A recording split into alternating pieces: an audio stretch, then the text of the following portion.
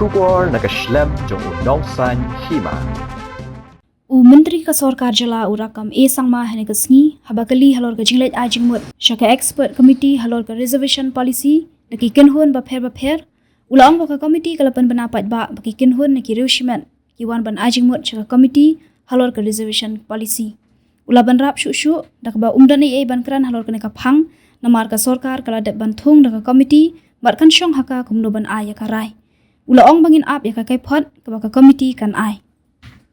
So this, we have a government has constituted the expert committee. Let's wait for the recommendation of the expert committee. They are going all out to understand the root, the problems, the challenges, and the requirement as per the constitutions, right? For all this, so let's wait for let the expert. They are the expert. Let's wait for the outcome of the expert. But in fact, several groups in Khasi Hills, they have given thing that more reservation should be allotted to Khasi Jayantia Hills and less to Garo Hills. What do you think?